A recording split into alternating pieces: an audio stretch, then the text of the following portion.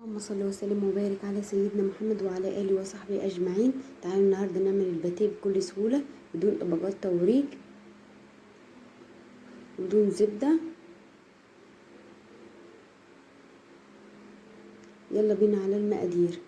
أنا هنا عندك كوبايتين مية، معلقتين سكر، معلقة خميرة فورية، 4 كوبايات دقيق، ذرة ملح، معلقتين نشا. هنا السر في معلقتين النشا عشان يديله لون حلو للدقيق، خلي لونه فاتح وحلو.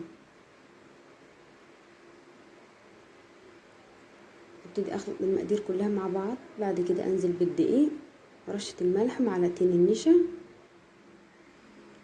هقلب الاول المقادير بالمعلقة لحد لما يختفي الدقيق تماما، وابتدي اعجنها كويس. بعد لما اعجنها هدهنها زيت واسيبها تخمر لمدة ساعة.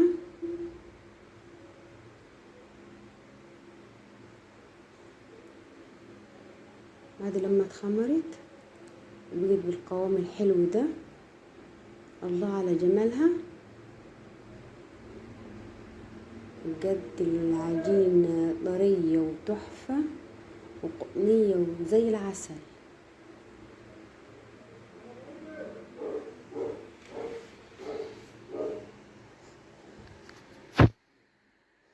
ابتدي الفها، اخرج الهواء كله اللي فيها. بعد كده اقسم العجينة على نصين،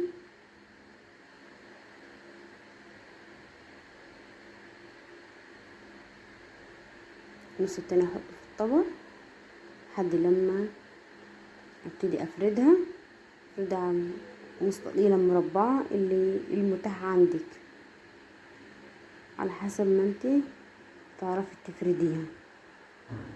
ابتدي اجيب المشيبة بتاعتي، ابتدي افردها اي نوع جبنة انت تحبيها، ممكن تدهنيها، ممكن تحشيها جبنة، شوكولاتة، المتاح عندك. انا هدهنها سمنة.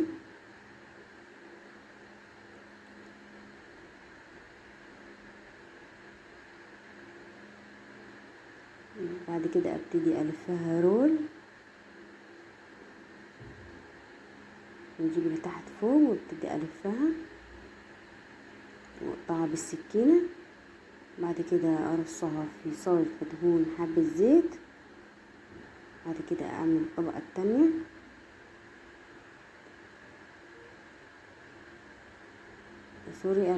قصدي العجينة التانية. ابتدي برضو الفها رول. هنا قطعتها بالسكينة، هعملها ميني باتيه. الله على جمالها بجد، العجينة زي العسل.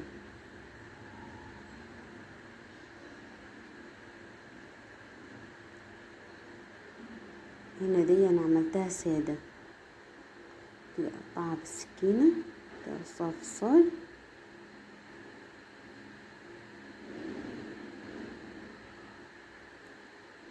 بعد لما تختمر لمدة نص ساعة ابتدي احط صفار بيضة مع حبة لبن وشوية فانيليا. بعد كده ارش سمسم في الوش، عاوزة تسيبها سادة ماشي،